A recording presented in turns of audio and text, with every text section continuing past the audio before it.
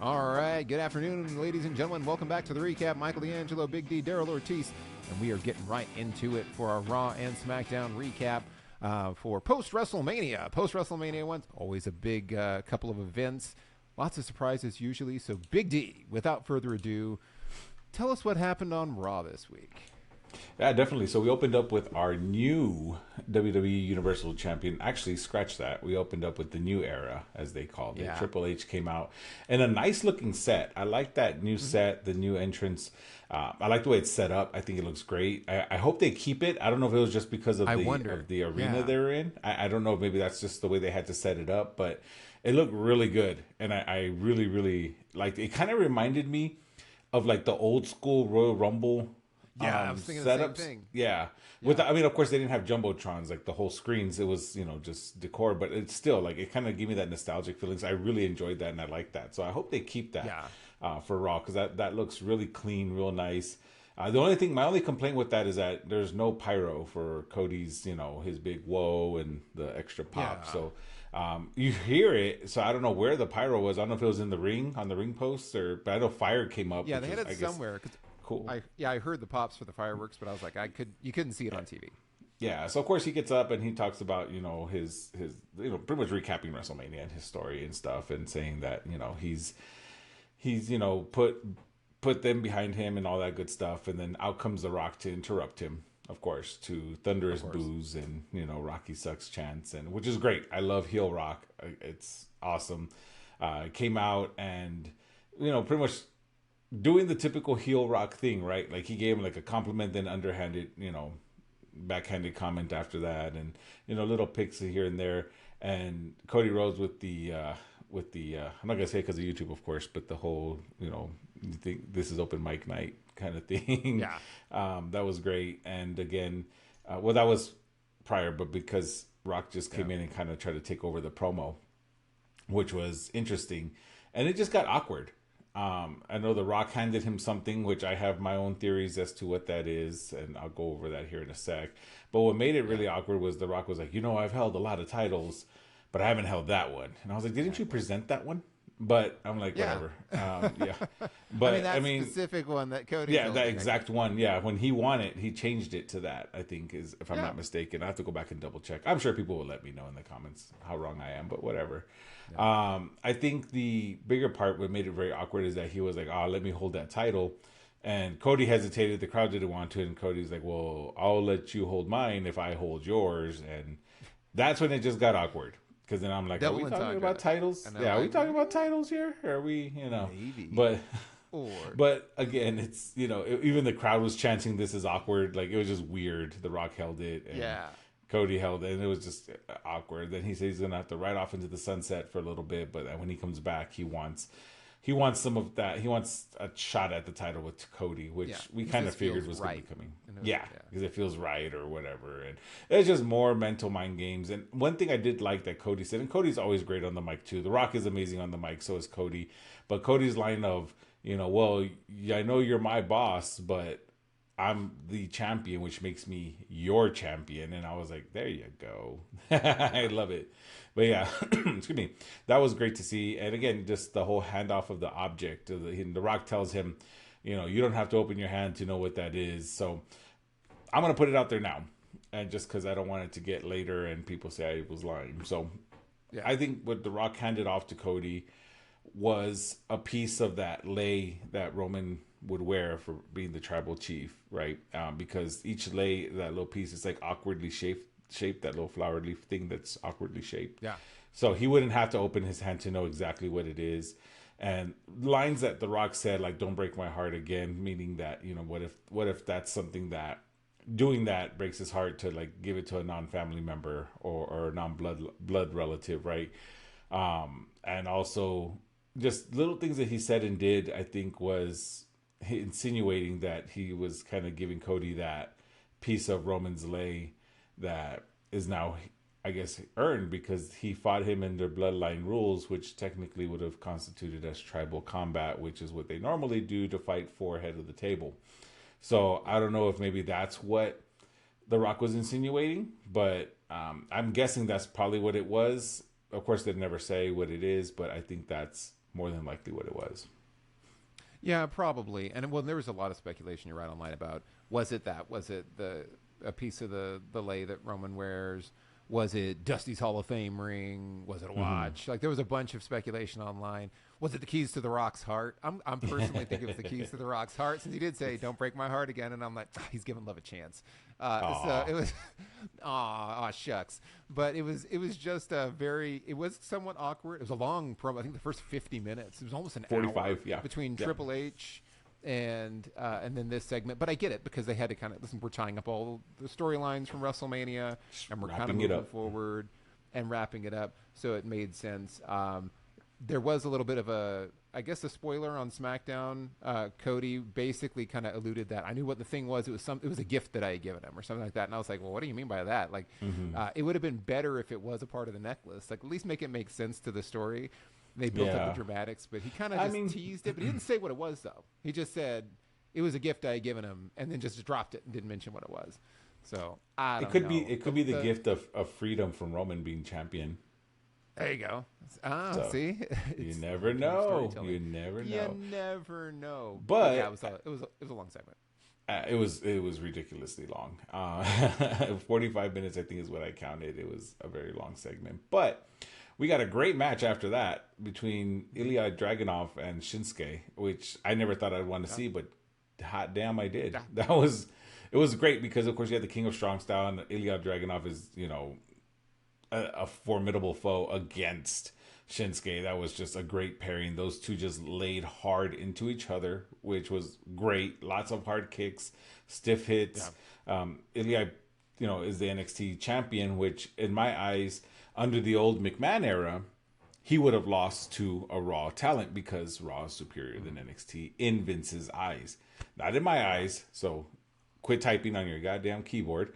It ain't my eyes. It's under Vince's eyes. In my eyes, NXT for a while was the better brand. Back in 2019, they carried it. I feel NXT did. And that's been Triple H's baby. So now it's nice to see Triple H, now that he's taken over. Ilya took the victory over Shinsuke and held his NXT title up high. They used that to say it was a short match. It wasn't a very long match. I think it was like 5 minutes. It really wasn't that long of a match, but it was. Right, they had to save time because they spent a lot of time on the first segment. Yeah, they're like, "Hey guys, Rock wouldn't shut up, so can we just move on?" No, I'm just joking. I'm joking, but it was good to see. It was a good segue to say that they're using the match pretty much to promote that in about 3 weeks' time they're gonna have the draft, and now NXT is gonna be a part of it now, which is great. I'm curious to see how it goes under Triple H's rules now. So I'm very curious. I heard a lot of reports on how he's changed up stuff. He's removed the forbidden words, so that's good to see. You can hear it. You can hear it in commentary. You can hear it with the promos. I think one of the big ones that they took off was sports entertainment. They're back to calling it pro wrestling or just wrestling, which I thought was great. Vince always hated that. He always wanted to call it sports entertainment. So I think this was. It's a good thing. So this is a good start. Yeah, I mean, I like the match. I don't know. What did you think about that match? Yeah, no, it was an excellent match. And the funny thing is, too, it's one thing I did want to mention. They've said it a few times at WrestleMania and several times on Monday night, talking about being a new era. It's the Paul Levesque era. Triple H Levesque. It's the Paul Levesque era. It's the Paul Levesque era, which is a very nice way of saying this is the post Vince McMahon era. They just couldn't. They've tried to distance themselves so much from Vince McMahon by highlighting, hey, everybody, this is not the same era. This is Paul Levesque's era. Stephanie said it at WrestleMania that she is most proud of this WrestleMania because it is the first in the Paul Levesque era, which is a nice way of saying it's the first one without my dad. Yeah. So they're doing everything they can to distance it, which, of course, as well they should. And then, of course, Triple H is doing a great job taking out all the little silly things like the forbidden words and making sure that he spotlights NXT and doing all that stuff. This match was great. And for the same reasons of it was quick to the point, it made the NXT champ look strong. Poor Shinsuke keeps getting jobbed out to everybody right now, but that's kind of where he is right now. Because I love me some Shinsuke Nakamura. I just feel like he's kind of turning into a high level jobber. But this was really good, and it was, to your point, this is to set up the draft that's coming up because. And I heard somebody in the comments say this: everyone that watches NXT watches the other shows. They all know who they are. No, they don't. NXT's ratings average 600,000 to 650,000 viewers. SmackDown's is 2 to 3 million. Raw is 1.5 to 2 million viewers. Not everybody watches NXT. Like not even usually it's what a third, maybe, Yeah. maybe 25%. It's really the diehards watches that all watch three it. shows. It's it's the diehards. So in all fairness, they use this as a showcase because we saw a couple of instances like this. And we've been seeing it in the last few weeks. So this is totally done to get people ready for, as they're calling them up to the main roster, that it makes sense and they kind of know who they are. So I liked it a lot. I think it was great. I agree. It was great. And one of the things you brought up a good point. One of the things I forgot to mention in the Triple H promo was he calling this WrestleMania the best WrestleMania of all time. And I am not going to argue that. I don't think anybody would. No, neither will I. And that's something to definitely hang your hat on. I think we're off to a good start.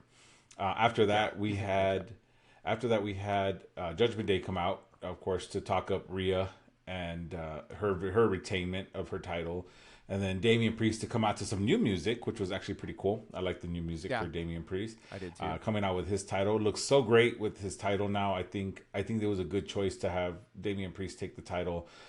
It makes the Judgment Day look a lot stronger. Talking about how now they are the ones who are on top. And one of the best parts was they stood there to raise their titles, and R-Truth comes with the tag title next to him. I know, he's like right in the middle, and it's just the perfect timing of you don't see him until they zoom in, and he just pops up, and I'm like, oh, R-Truth, man. Still the best thing on Monday Night Raw. I love it. I love R-Truth, and he's there holding up the title, and then Damian's like, no, we're not. And of course, this was a build, excuse me, for a 6-man tag between the Awesome Truth and from what R-Truth called it. He's like, I have a partner you can't see, but we're gonna all three of us against you three, and of course it was against Dominic, Finn Balor, and JD McDonough. Of course they took the match. It was pretty much a handicap match for the majority of the whole match, and then I would say maybe about 3/4 of the way through, music hits, and it's none other than R-Truth's childhood hero, John Cena, which I just love saying because R-Truth calling him his childhood hero. Yeah, so here comes John Cena. It's hysterical. It's hysterical. Well, it was funny because they tried to sell this as it was going to, like, he was talking about Jimmy, but nobody bought that. As soon as he said the guy you can't see, everyone was like, oh. And then The Miz was like, you're not talking about Little Jimmy. And I was like, nobody remembers Little Jimmy. Everyone knows it's going to be John Cena. So there wasn't, like, you knew it was a matter of time, but it was still fun. It was still fun. Yeah, it was great. It was a good little pop. I loved it. And then they all got to hit. They got to hit at the 5 knuckle shuffles in unison on all three, AA on all three, and then of course they get the victory, which they all stood tall, which was good. It was great. I liked it. I liked John Cena coming. Usually, I'm not a fan of giving the spotlight to the what can I say, the part timers, right? Because it's not his fault. He's part time. He's very busy and active in the movie world and doing his thing. And kudos to John Cena holding it down. Never forgets his roots. But I like that he let the match be more about Truth and Miz, and then came out towards the end, did his thing, and then just left. Just let it be, and didn't try and cut a promo. Didn't try and do anything like that. But he just kind of came out, did his thing, put them over, and moved on. I thought it was very clean, very simple, and to the point. Very direct. I'm noticing a theme. well, and so here's the other thing too, though. I'll say about this. I thought it was fun. Yeah. I liked it. Yeah. However, I'm going to be fair because I got so much heat from calling out The Rock to say John Cena's lost a step too. So I'm going to say it. I mean, like, you guys don't criticize everyone else. Obviously, if you look at John Cena, like when he went out there, they kind of bobbled a couple of the things. They did like the shoulder block. They were, like his timing was off. But of course it is. It's natural. He doesn't wrestle full time anymore. Yeah. It's natural. And he's older and he is somewhat diminished, but he was able to do what he needed to do, and it was fun, and you had a good time. But if somebody after that said, John Cena hasn't lost a step, he should be wrestling full time again, they'd be crazy to say that. Yeah. Just like they'd be crazy to say that about The Rock. Let's just say this. So I'm going to be fair and spread it around and say, although you could tell John Cena's not as what he used to be. True, and although I will argue, the only thing I will argue back is that The Rock was able to complete a match in a long match, right? But with help. Yeah, no, agreed. With help, but at the same time, like of course, because the Rock's whole entity is being athletic and in shape and all that good stuff, as is John Cena's. But it's just something that people need to understand is that just because they're fit and they're in shape. There's a whole, and The Rock said it many a times. There's a whole big difference between being in shape and being in ring shape. You know, Yeah. it's entirely yeah. different. Definitely. And so to me, it's, this is great to see John Cena come out and hit some moves for nostalgia. Hell yeah, I loved it. It was Of great. course it was. I I liked loved it. it. He was totally blown up afterwards. Like when they held Yeah, his he was arms up, you could gasping, tell but he was yeah, completely blown up. But it was like, you get it. but it's okay. Like, Yeah. of course he is. It's fine. Yeah. And there's a reason he came in towards the latter half of the match, right? Like there's a reason he did that, and that's okay. That's totally fine. I love it. I'll put it like this, and I'm probably gonna. I can already see it, but I don't care. I'd much rather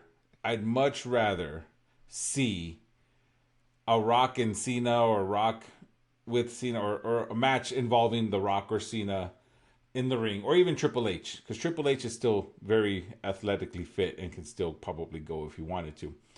I would much rather see them do these matches than to see Ric Flair's 8th retirement match. Oh, I know. Well, yeah. And So- speaking of Ric Flair's original retirement match against Shawn Michaels at WrestleMania, Ric Flair didn't look very good in that one either. He was way, way, way, way past his expiration, but that was kind of a nice moment, and it was like cool. Then he just kept going, and it was like, oh, I don't need to keep seeing this. At some point, you got to say goodbye. Undertaker versus Goldberg, where they both nearly killed each other. Yeah, I wasn't that happy was with scary. that. It's like, it was scary, and and neither of them looked good. Undertaker's last match should have been the John Cena greatest hits one, when he came out and just hit his greatest hits in like 4 minutes, and then beat Cena when it was like the surprise one. Yeah, when he was in the crowd. Yeah, Yeah, when he was in the I crowd, agree. and then it was like, oh, we got an opponent for you. That should have been Undertaker's last match. He had a lot of matches after that were like, wow. although I will argue could see his that age. Taker's match with AJ, the Boneyard match, was great. Yeah, but because it was a that was- but cinematic that was- match. That wasn't a. I was like, that's. It was more like, it's like a long art sketch. Right, but it was an art honestly, house I piece, really which enjoyed was that fun. match way more than I thought I would. But it was so good, Yeah. And of But it course, was- who but it was- better? Go ahead. Yeah, go ahead. I say, who better than AJ? You know what I mean? To do that, and it was great. It was awesome. It looked good, and it held the Undertaker up where he should be. And then Undertaker's return at Mania was good. It was Go ahead. good. Yeah. Well, no, and it was good because when they did it, it's like they pre-recorded this whole segment with him and AJ. So yeah, he doesn't have to be on all the time. He doesn't have to hit everything perfect. Like you can practice this and do these spots and shoot it from different angles. And so that was awesome. Yeah. So I don't really consider it a match. It's like, it was like a performance enough. art piece, but it was different. And then Undertaker's only ask at WrestleMania was pop in, chokeslam the Rock, and disappear. That was awesome. I'm Perfect. like, do more of that. Like, I'm fine with that. Don't have him wrestle a whole match. But you get to a point where it's like, it's time for you to step aside. Like, don't take the main event on night 1 of WrestleMania away from somebody else to showcase yourself, Rock, and then expect no one to have criticism. Yeah. Like, you put yourself out there, and it's Yeah. fine. But if you're going to go out and yes, he looked really, really good. Mm-hmm. Did he look perfect? No, he didn't look perfect, and it's And fine. naturally so, he but, wouldn't. But and who would? Yeah, but the fact that there are people out there saying he hasn't missed him. He looks like he did 20 years ago. It's like, nah, okay, let's not be crazy here. He doesn't look like he did 20 years ago. He made some mistakes in the match. He's a human being. Could he do it better than me? Obviously, clearly. I never said that I could. But it's called critiquing. You can watch something and go, oh, I like this and I didn't like this. You don't have to like all of it, and you don't have to say that all of it is perfect. The Rock will still love you, or he won't, or who cares? I'm not on The Rock's radar. But anyways, we beat that horse to death. Yeah, we're good. Moving right along. Yeah. After that, we had another NXT champion in Roxanne Perez coming out and doing her thing against Indy Hartwell. Another again nod to NXT, and another more storytelling piece as well, where Candice LeRae kind of trying to cheat to help Indy win, and Indy didn't like that. She couldn't looked at her like, "What are you doing?" But Roxanne Perez was better. Jesus. Roxanne Perez. It's because they say Perez and it throws me off. It's Perez. Yeah. Guys, it's Perez. But anywho, Roxanne not afraid to rake the eyes and get the pop rocks for the win, which was awesome to see. NXT again on top, showcasing the champ. But the way they did it this time, I really enjoyed it because you put over the NXT talent, the NXT Women's Champion, newly crowned NXT Champion, obviously, and Roxanne, but you also further the storyline between Indy and Candice LeRae. So it's not really like, it doesn't look like Indy doesn't look bad in defeat because she was distracted by like her partner trying to cheat for her, and she was like, because they have their own thing going on. So that was good. And I was curious when the match started. I was like, well, Roxanne's kind of turned heel, so I'm curious as to how this is going to pan out. And I really like the way they did that. I think it was very clean. It was very simple. Everyone knew what was going to happen there because she was, again, Candice distracting her own partner on accident by trying to cheat. And this is going to further their storyline. And I'm curious as to what happens after that because, I mean, I don't know. We'll see what happens. Maybe we see them split up for the draft, or maybe they have their own feud. Well, and I'm interested about that too because I think the other dynamic to this one was she wasn't going to cheat. She kind of took exception, and then while the ref's back was turned, Roxanne raked her eyes, so she cheated. Yep. And beat her. And it was kind of like, see, Roxanne wasn't above cheating. She won.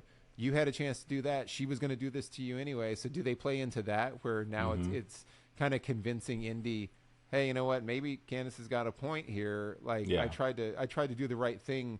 The person I was wrestling against wasn't interested in doing the right thing. So I'm wondering, do they continue to split them, or does this become like a catalyst to be like, hey, you're right, let's be a heel tag team? But I don't know. But I did think it was very well played how they worked out the ending there, where nobody really looked bad in it, and then you still got to showcase the NXT talent. Yeah, and a further bit of storytelling, of course. Indy Hartwell is the one who won the NXT Women's title at Stand and Deliver when Roxanne had to vacate her title due to that nasty injury she had. So that was, again, more great storytelling on top of it. I loved it. Yeah. And then speaking of storytelling, we had Sami Zayn come out to celebrate his title win over Gunther. Of course, he was interrupted by Imperium. They came out, not Gunther, of course, just Giovanni Vinci and against Ludwig Kaiser. But it was interesting because he got interrupted. You knew it was going to be a tag match, and then here comes Chad Gable, who, by the way, is in great shape. Like, holy hell, that was interesting. He's been doing his thing. Here comes the match between them, and an interesting little bit there where towards the end, of course, Sami Zayn and Chad Gable pick up the victory, but interesting bit of storytelling there where Sami had Imperium beat. They were ready to go. He was ready to just knock out this victory, but instead he hit the haluva kick. But then before he hit the haluva kick, he tagged in Chad Gable, which was a great little double team move, right? Because it was the haluva kick and then the Chaos Theory suplex, which I've always been a fan of that finisher. I thought that finisher has always been great. But yeah, that was great. And then afterwards, they're backstage talking, and Sammy's kind of like, "There you go. I handed you that victory. There you go. You're welcome. We're even." And Chad's like, "No, we're not." And he's like, "No, I know." He's like, "I know what you want." So next week we're gonna have Chad Gable and Sami Zayn for the Intercontinental title. Yeah, and the heel turn. That's what's going on record. Next week's when the heel turn happens, Chad betrays him. But I don't know if they take the title off Sammy that quickly. No, I'm not assuming this there'll quickly. be a heel turn, and then Sammy will retain, and then they'll build maybe to Backlash, and then have them compete at Backlash against each other. So that's coming up like in 3 weeks, right? Yeah. So here's where we kind of will see if this is a new booking type era for WWE, because they're in Sami Zayn's hometown next week. Yeah. So that's right. Yeah. So typically, if you're the hometown returnee, you lose. In Vince's eyes, you would lose. Even Bailey lost in San Jose, which is crazy. I feel Sammy should retain. Personally, I think they have a lot more story to tell. They have a lot more to go off. That would be a great story to occupy the Intercontinental title as the first feud. But again, we'll see. I think Sammy will retain, and it's gonna infuriate Chad Gable, and we'll see what happens after that. I mean, he has Otis too, so maybe some interference. Yeah, he's got Alpha Academy, which hasn't really played a part in this yet. Yeah. So we'll see. And this was match of the night for me, by the way. I thought it was the best wrestled match out of all of them. So really, really solid stuff. Loved it. Yeah, it was a great match. I really enjoyed it. There's a lot of they work well together, honestly, which is crazy. Like him and Chad Gable work so well together. They're both very talented. I think I enjoyed it, and I'm gonna like seeing them face each other. It's gonna be an interesting match, so I'm curious. Yeah. After that, we had Chelsea Green complaining to management as usual that she was not invited or sent an offer for WrestleMania. She didn't have a WrestleMania moment, and they're like, "Oh, we got you. Go to the ring. We got somebody special for you." And of course, we all knew they just fed her to Jade Cargill, who pretty much finished her in like a minute. Yeah. I mean, they had destroyed a her. time from the Rock promo earlier, so it was like, get out there and squash her. Let's go. Yeah, and she did. She like destroyed them. But real quick before we get to the main event, I wanted to point something out. Yeah. During the show, you had a few backstage segment interviews between, people involved in the 6-man tag, how they want to win and all that. I mean, the Fatal 4-Way, sorry. The Fatal 4-Way. Yeah. You had Bronson Reed cut a promo. During the Bronson Reed promo, there was some TV static that wasn't isolated. If you pause it at the right moment and read it, on the bottom corner of that, it said, hello. Kind of Bray Wyatt-esque. And I think that's what we're going to start seeing Bo return and pick up where Bray left off. Because it's the same things. It's little minor, very small little things that Bray used to do.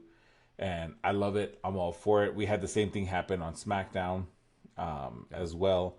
So little things to watch for. I saw that and I knew that wasn't normal. I was like, that's not normal. So I had to it took me a while to get it, but I paused it and it said hello in the bottom right corner of that little static rectangle thing. So made me excited. Yeah, well, because I was waiting the whole time during the show because I was like, they had been teasing that, obviously the documentary came out and then they had kind of teased Bo's character at the very end, and they had put a countdown to like April 8th was the day of the eclipse, and something was going to happen. And I was like, okay, something's going to happen on Raw. So to your point, yeah, when that happened, I was like, okay, good. We're getting the start of this. Yep, and, slow build. The slow build, like they did, kind of like the White Rabbit thing. They have the slow build to start kind of throwing Easter eggs in there again. So really looking forward to that one. That's going to be a lot of fun. And looking forward to seeing Bray Wyatt's legacy carried forward. So that's going to be nice. I agree. After that, we had the main event, the Fatal 4-Way, which personally, this was my match of the night. And I'll tell you guys why here in a sec. But you had, of course, Drew McIntyre comes out, cuts a seething promo because he's irate that his title reign only lasted 5 minutes. And one thing I wanted to add is that everyone thought he was taking a selfie during the main event, or not the main event, but during his match against Seth Rollins when he took the phone from his wife and, got it and was on the... He actually tweeted, bored at work, LOL, during the match. That's great. I thought that was amazing. I'm like, Drew, that's so awesome. Because he had won, I think, social media superstar of the year or something like that. And really? He just, wow. yeah, for the Slammies. So, he legit tweeted out during the match, bored at work, LOL. And I'm like, oh my God. Like, that was epic. I thought that was so good. And so fast forward, obviously it costed him because hypocritically, he got distracted with CM Punk and let his guard down enough for Damian Priest to cash in. So what does he do? He blames CM Punk for his title loss and never takes accountability for it, and blames Damian Priest and the Money in the Bank contract. How great would it be as part of that hypocritical thing for him to win Money in the Bank now? Money in the Bank, yeah. And then Money in the Bank, and cash in for the title. Like, you know what I mean? It should just further that story. Like the fact that he's hypocritical. But of course, he's running down CM Punk and getting all pissed off at CM Punk. So that'll come to play later. Then of course we had Jey Uso, Drew McIntyre, Ricochet, Bronson Reed. Banger of a match. It was fast paced. I really enjoyed it. I don't feel it ran long at all. It went really well. Yeah. Great spots within it. Jey Uso still taped up in the ribs from his match and murdering his brother Jimmy off the ramp, taking a huge spear. That was insane. But just it was great. And then you had my favorite spot was Ricochet doing a springboard 450 splash from inside the ring to the Spanish announce table outside the ring on Bronson Reed, which was an amazing visual. I'll sing Ricochet's That was praises. spot of the. I wrote spot of the night. Yeah, I mean, it wasn't match that of the night, but that was spot of the night by far. It was. that So was good. amazing. That was like, oh my god, he hit that. I rewound it. I was like, wait, let me go back and watch that again because that was so good, and he got all of it. You know, it was great. Yeah. And of course, we're going in there before you know it. You know, Drew getting ready to do the Claymore, and who comes out from under the ring? CM Punk for the distraction, gets Drew distracted. Jey Uso takes advantage. Jey Uso is now the number one contender to the World Heavyweight title, which is good to see him finally getting his opportunity for a title. We were wondering when that was going to happen. I was getting tired of seeing him in all of these tag teams and mixed things, so I think that was great to see that now Jay's going to get his opportunity. I hope it's not the last one because I think it's too soon for Damian Priest to drop the title. I think Damian Priest should have a pretty good run, but I mean, I hope he gets another one at some point. Sorry? Yeah, and it was funny because when Jay won, I was like, cool, but then I was like, okay, Jay recently wrestled for the Intercontinental title, and then that's where they had Jimmy like sneaking in costume. He was basically had Gunther beat. And I was like, I hope they don't keep doing this always the bridesmaid never the bride thing with Jay. Yeah. Because when I saw this, I'm like, okay, does he go out here and lose again? Because I can't see them taking the title off Damian Priest that quickly. So I'm sure they'll have some funky thing happen with Jay. But yeah, main event Jey Uso gets to live up to his nickname moniker. But yeah, great match. Completely agree. That spot with Ricochet, who is the best in-ring wrestler right now. I would say. He's awesome. Logan Paul by a country mile. He's so good. Absolutely love it. Good show. It was a good WrestleMania. Yeah. Overall, WrestleMania Raw. Yeah, overall, I think this. I give it an A plus. I know it had a lot of promos in it. I know it had a lot, but they all the promos had meaning. There's a reason for them, right? So like, you either were tying up one story and starting a new one, as they did with that's why the Cody and Rock one went so long. They're tying up the loose ends of the Cody bloodline feud, and then kind of catapulting for the next, or now shifting gears. So there was a lot that had to be done to wrap that up and move on. So I think it was necessary. Then you had the Judgment Day promo. You needed it so they could build themselves up strong. And of course, for the R-Truth comedy piece of it, they tied right into a match. But the wrestling that we did have on the show was great. Aside from the squash match, I think each match actually had purpose, had meaning. There was only one, 2, 3, 4, 5, about 6 matches. They always get 6 matches, but they do like a couple of abbreviated ones. Yeah. But it still was I was happy with it, and I think this was a great Raw after Mania. Set up some good feuds. Set up some. Now we know next steps. Backlash is coming up in France, so that's what they're adjusting for now. So I know we're gonna have a blood feud between Drew McIntyre and CM Punk for sure now, which is great. I'm excited for that because both men can talk, and both men, Drew can help CM Punk if he has any ring rust in him. I haven't really seen CM Punk wrestle since, of course, Royal Rumble.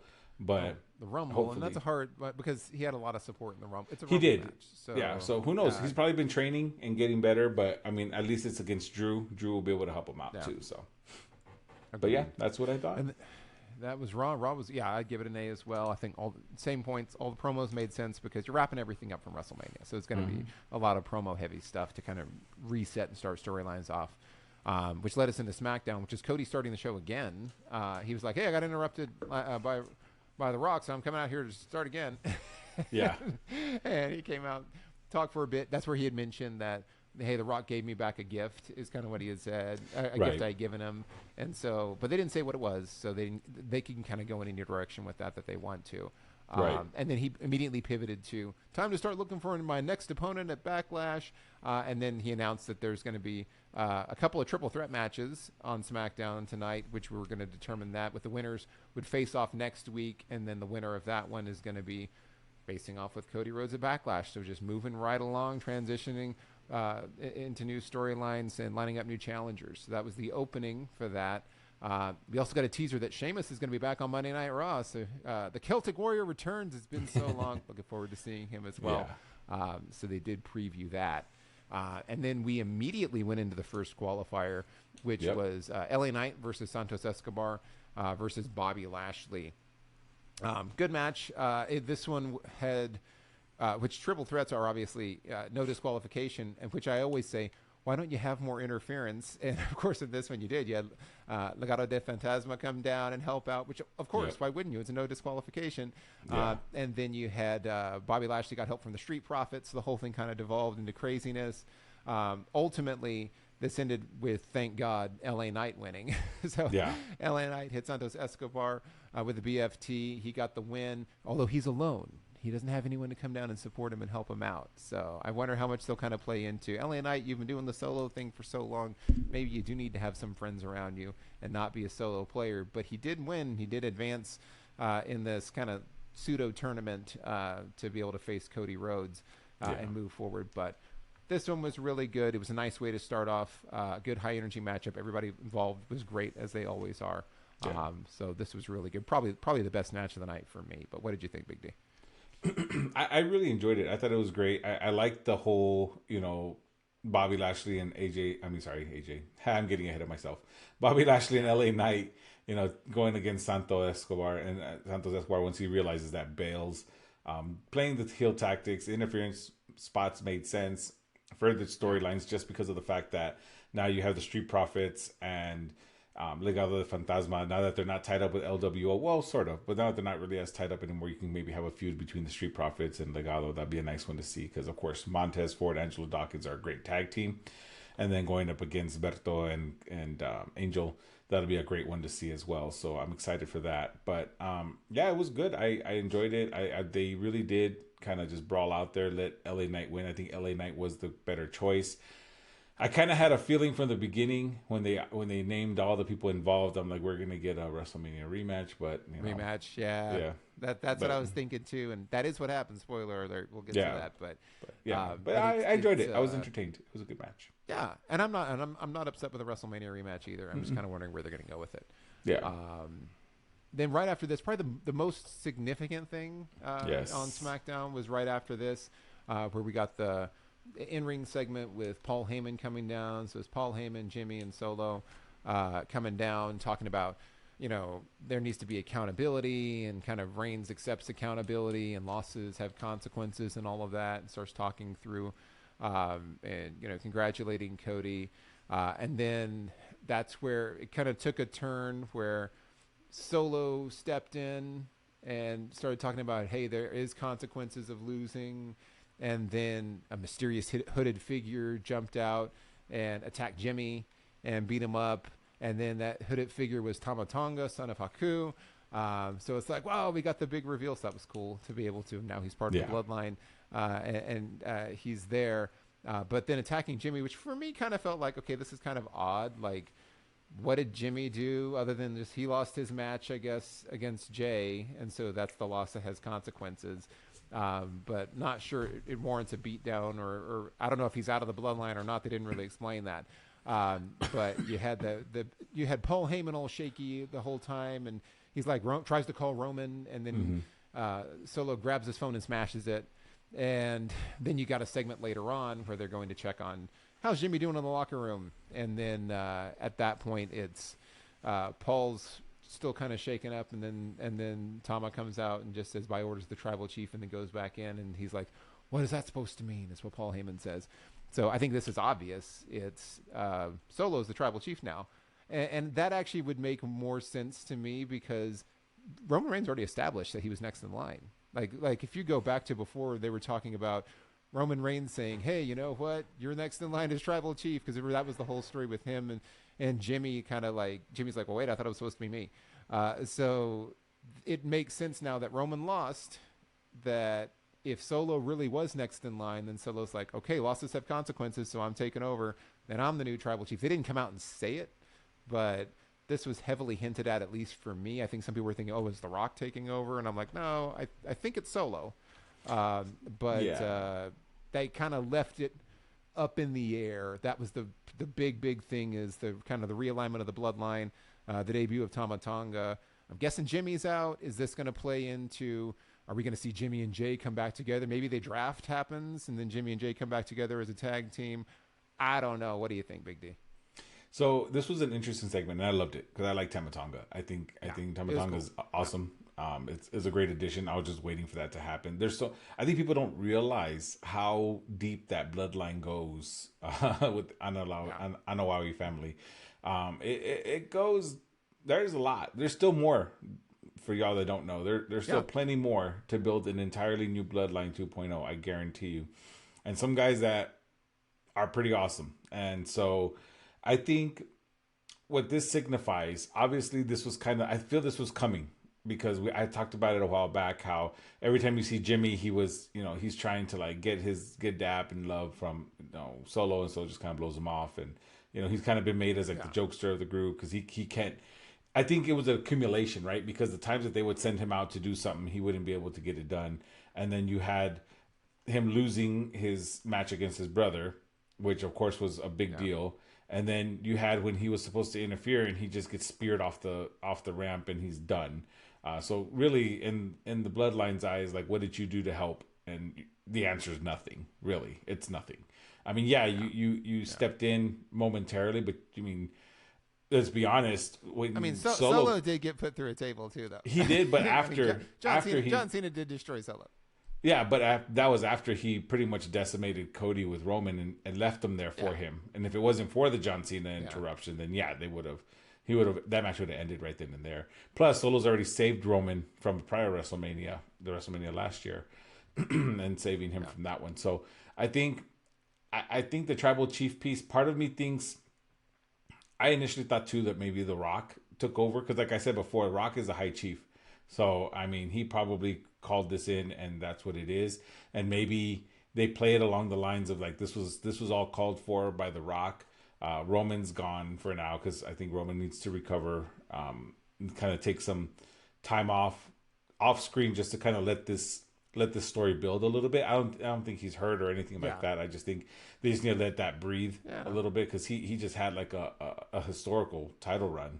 And a great one at that, and my hat's off to Roman. That was an amazing title run, and I loved it. And I love the whole bloodline. I liked the whole gimmick. It was awesome. But I think this is now them pivoting away from that, and they need to keep Roman off screen for a while just to kind of let that breathe. And so now you're going to have The Rock pulling the strings from behind the scenes, and he probably does hand it off to Solo. And that's why Solo brought in Tama Tonga to kind of help him out. And I wouldn't be surprised if we get a replacement for Jimmy. Well, technically Tama Tonga is a replacement for Jimmy, but I wouldn't be surprised if we get another family member to join in the bloodline as the weeks progress. I'm curious to see how that happens because there's still another family member. There's two more that I know of that are still wrestling. I think one's in New Japan still, but anyways, or AEW. But anyways, they need to. I think they're just rebuilding right now, and I think this is going to lead to a kind of like, okay, imagine like the NWO. This is like the Wolfpack now. So it's like the new reincarnation kind of thing. So I'm liking it. I like the way it made Solo look. Solo looked like a badass again. He looked like, the street champion. He looked like his old, persona in NXT. So I'm happy with it. I think it's going to be interesting. It has me intrigued. So I'm curious as to how it's going to go. Yeah, I would agree. I think it's and it's kind of during this time where The Rock and Roman Reigns both stepped away. So hey, let's build this storyline, which I think is going to come to a culmination as you get closer to SummerSlam. Mm-hmm. But they've got some time to do some building on it. So it's definitely intriguing, interesting to see how it goes and where it goes. I'm excited. Right after this, we got our own squash match on SmackDown. Braun Breaker squashing Cameron Grimes in record time. It was real short, quick and easy. keep jobbing people out to Braun Breaker. Braun Breaker, they're doing the whole like Brock Lesnar thing with him, where it's like just go out there and just eat somebody, just destroy everybody, and just destroy him every single week, which is fun. It's cool. It works for me. So Braun keeps the streak going. After that, we got a promo from Bayley about being the WWE Women's Champion and kind of soaking it all in, and very much a face promo, and then kind of talking about and teasing what her first title challenger was going to be. And then Tiffany Stratton comes out and was like, well, hey, since you're going to allow for an open challenge, I'm here to open challenge. She's like, well, I wasn't. I was actually going to offer the opportunity to Naomi. And then Naomi came out and was like, well, hold on, let me take care of Tiffany first and kind of do this as a qualifier. And so then we got Naomi versus Tiffany Stratton in a good match. I was kind of wondering where they're going to go with this because they really have been pushing Tiffany Stratton quite a bit. Naomi did pick up the victory, and which I think makes sense because at this point, obviously, you don't want to rush Tiffany into a title match and just have her lose against Bayley. Because Bayley's not going to drop the title that quickly, so makes sense to move forward. But I think both of them look good in this match. It was nice, not a crazy long match either, but solid stuff. I agree. I liked a couple things. And again, I'm about the detail, right? So the reference to Clueless, I thought that was great because Tiffany's attire looked like the outfit from Clueless. I thought that was hilarious. Second piece of it was that she was like, I'm here to accept your open challenge. And Bailey was like, I didn't put one out there. I thought that was great. Again, tied into the whole Clueless thing, right? However, one thing is, although Naomi did win this match, don't forget that prior Tiffany beat Naomi. So now they're 1-1. So I'm curious if they're going to have them have, one more just to see, or do the rubber match. Yeah, could. Or if they're going to let Naomi pursue so she can, lose to Bayley.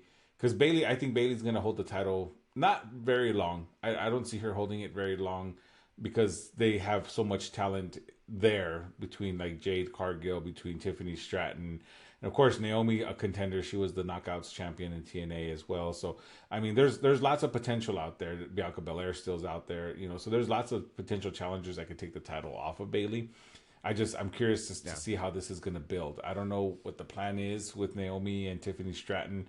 I too thought Tiffany Stratton was going to win this one, but to my surprise, obviously she didn't. So I'm curious about that. But other than that, I mean, it was good. I mean, like I said, it furthered the storyline, and I'm all for it. Yeah, solid stuff. After this was the skip portion because it was Logan Paul bragging about retaining the United States Championship on a pre-recorded phone promo, being obnoxious and saying a lot of weak stuff, referring to the new era as the Logan Paul Levesque era. Stupid stuff. Skip. Is he marrying himself to Triple H? I know. That's why I was like, I guess so. Hey, you know what? It worked for Triple H and Stephanie, so maybe it'll work for Logan Paul. So there was that. Thank goodness that was our only Logan Paul sighting. After that, we got Bianca Belair and Jade Cargill as a tag team, taking on Piper and Green. I guess this is kind of the continuation from the squash on Monday night. To a squash tag match on Friday night. With Jade Cargill really also destroying Chelsea Green. Jade Cargill also destroying Chelsea Green again. Jade looked a little sloppy in this one. There was a kind of mistiming on like the big stomping kick and then trying to get her up for the jaded, I guess that's what they're calling her finisher. But it was fine. It was okay. It really was just like we had kind of the two squash matches between the Braun Breaker one and this one really was a squash match too. Yeah. Bianca Belair and Jade as a tag team seems like it would be an interesting thing. They should be like a really dominant tag team if they were going to get a serious run. Yeah. And they should. And I think this will also help Jade kind of work on her in-ring because I think she's been away for been out of competing regularly for so long that she hasn't looked as polished as she needs to be. She's a monster. She's a great physical specimen. Obviously, she can do a lot. But she has looked a little out of sync. So maybe having her in a tag team will kind of help with that. And those two should be dominant. But I don't know that they're going to really see this through. Or is this also going to be a way to kind of segue into a rivalry between Bianca and Jade? That's what I'm hoping. Each other. And then it turns into kind of a one-on-one match with the two of them.